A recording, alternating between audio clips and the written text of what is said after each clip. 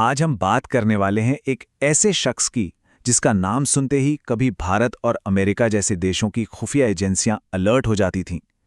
एक ऐसा आतंकवादी जिसे ओसामा बिन लादेन के बाद धरती पर सबसे खतरनाक आदमी तक कहा गया। नाम था इलियास कश्मीरी। तो कहानी शुरू होती है एक बहुत ही सर्द रात से। तारीख थी 27 फरवरी, साल था 2000। जगह जम्मू कश्मीर का राजौरी सेक्टर। कड़ाके की ठंड थी और नियंत्रण रेखा यानी एलओसी पर अचानक गोलियों और मोर्टार की आवाज गूंजने लगती है।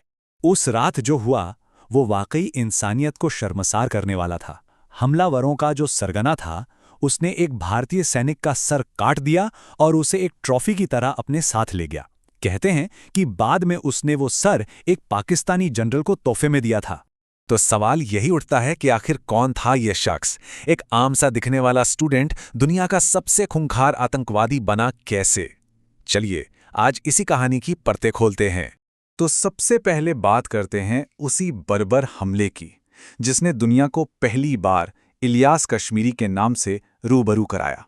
हुआ ये था कि उस रात अंधेरे और जबरदस्त शेलिंग का फायदा उठाकर करीब 25 आतंकवादी एलओसी पार कर आए। और ये कोई आम आतंकी नहीं थे, इन्होंने पाकिस्तानी सेना की एलीट एसएसजी की वर्दी पहन रखी थी।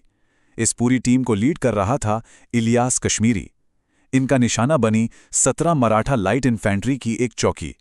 इस कायरतापूर्ण हमले में हमारे 7 जवान शहीद हो गए और जो जवान सबसे आगे मोर्चा संभाले हुए थे, सिपाही भाऊ साहेब तालेकर, कश्मीरी ने उन पर पीछे से हमला किया और उनका सर धड़ से अलग कर दिया। लेकिन अब सवाल ये उठता है कि आखिर ये सब शुरू कहाँ से हुआ? कोई इंसान इस हद तक कैसे गिर सकता है? चलिए इसके अतीत में झांकते हैं। मोहम्मद इलियास कश्मीरी, इसका जन्म 1964 में पाकिस्तान के कब्जे वाले कश्मीर में हुआ। और देखिए, हैरानी की बात यह है कि इसकी शुरुआत हुई थी एक कम्युनिकेशन स्टूडेंट के तौर पर इस्लामाबाद की अल्लामा इकबाल ओपन यूनिवर्सिटी में। और ये जो बदलाव था ना, ये बहुत तेजी से हुआ। सोचिए, 80 के दशक की शुरुआत में वो कम्युनिकेशंस पढ़ रहा था। दशक के बीच में पहुंचते पहुंचते उसने पढ़ाई छोड़ दी और एक कट्टरपंथी मदरसे में शामिल हो गया। और दशक खत्म होते होते उसे पाकिस्तान के एलीट एसएसजी कमांडो ट्रेनिंग दे रहे थे। और फिर 1991 तक वो कश्मीर में आतंकी संगठन हुजी का चीफ कमांडर बन बैठा। मतलब 10 साल से भी कम वक्त में एक स्टूडेंट एक ट्रेंड किलर बन गया था। तो आप देखते हैं कि पाकिस्तान ने जिसने उसे तैयार किया था उसे अपने फायदे के लिए कैसे इस्तेमाल किया। वो उनके लिए एक दोधारी तलवार जैसा था। देखिए, एक तरफ तो वो आईएसआई के लिए एक बहुत बड़ा एसेट था। उसने अफगान मुजाहिदीन को ट्रेन किया, कश्मीर में आतंक फैलाने के लिए कुख्यात ब्रिगेड 313 बनाई। लेकिन दूसरी तरफ वो एक बड़ी मुसीबत भी था। 1994 में उसने पश्चिमी टूरिस्ट को किडनैप कर लिया, जिससे पाकिस्तान की बड़ी फजीहत हुई। फिर 1995 में वो भारतीय सेना के हाथ लग गया। हालांकि 2 साल बाद वो जेल से भागने में कामयाब रहा, पर यह साफ हो गया था कि इस शख्स को कंट्रोल करना बहुत मुश्किल है। तो फिर ऐसा क्या हुआ कि ये हथियार अपने ही बनाने वालों के खिलाफ हो गया?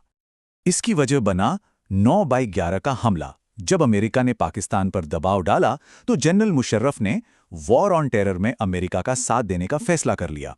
कश्मीरी और उसके जैसे लोगों के लिए ये एक बहुत बड़ा धोखा था। लेकिन ताबूत में आखिरी कील ठुकी 2007 में, जब पाकिस्तानी सेना ने इस्लामाबाद की लाल मस्जिद पर एक्शन लिया और 100 से ज्यादा कट्टरपंथी मारे गए। बस इस घटना के बाद कश्मीरी आग बबूला हो गया और उसने अपने ही आकाओं यानी पाकिस्तानी सरकार के खिलाफ खुली जंग छेड़ दी। अब वो एक तरह से फ्री एजेंट था और तब उसे एक नया घर मिला। एक ऐसा घर जिसने उसे ग्लोबल टेररिज्म के टॉप पर पहुंचा दिया। पाकिस्तान से नाता तोड़ते ही इलियास कश्मीरी ने सीधा ओसामा बिन लादेन के प्रति वफादारी की कसम खाई और अल-कायदा ज्वाइन कर लिया। और वो सिर्फ एक मोहरा नहीं बना, बल्कि अल-कायदा का टॉप ऑपरेशनल कमांडर बन गया, जो पूरी दुनिया में हमलों की प्लानिंग करता था।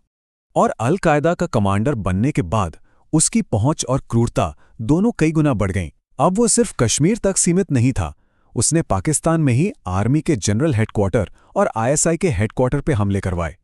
वो 26/11 मुंबई हमलों के मुख्य हैंडलर्स में से एक था। उसने अफगानिस्तान में सीआईए के बेस पर बमबारी करवाई और तो और डेनमार्क में भी एक खौफनाक हमले की साजिश रची। उसकी वहशी सोच का अंदाजा डेनमार्क वाले प्लॉट से लगता है। इसको कोड नेम दिया गया था मिकी माउस प्रोजेक्ट। प्लान सिर्फ हमला करना नहीं था, प्लान था कि जिस अखबार ने विवादित कार्टून छापे थे उसके एडिटर और कार्टूनिस्ट को पहले घायल किया जाए, फिर कैमरे पर उनका सिर कलम किया जाए और उन कटे हुए सिरों को ऑफिस की खिड़की से नीचे सड़क पर फेंक दिया जाए। मतलब वो मौत को भी एक तमाशा बनाना चाहता था। तो अब जाहिर है दुनिया इस बढ़ते हुए खतरे को और बर्दाश्त नहीं कर सकती थी। अब शुरू हुई उसके अंत की कहानी। अमेरिका ने इलियास कश्मीरी को एक टॉप टियर ग्लोबल टेररिस्ट घोषित किया और उसके सिर पर $50 लाख का इनाम रख दिया। और जब मई 2011 में उसामा बिन लादेन मारा गया तो CIA की मोस्ट वांटेड लिस्ट में इलियास कश्मीरी एकदम ऊपर आ गया। ऐमान अल ज़वाहिरी के ठीक बाद वही अगला टारगेट था। और फिर वो दिन आया, तारीख थी 3 जून 2011। जगह पाकिस्तान का दक्षिण वजीरिस्तान। CIA के ड्रोन्स और ISI के जासूस लगातार उसकी हर हरकत पर नजर रखे हुए थे। आखिरकार उसे दक्षिण वजीरिस्तान में सेब के एक बाग के बीच बने सेफ हाउस में लोकेट कर लिया गया और फिर एक अमेरिकी प्रेडेटर ड्रोन ने उस ठिकाने पर एक नहीं बल्कि 4 हेलफायर मिसाइलें दागीं।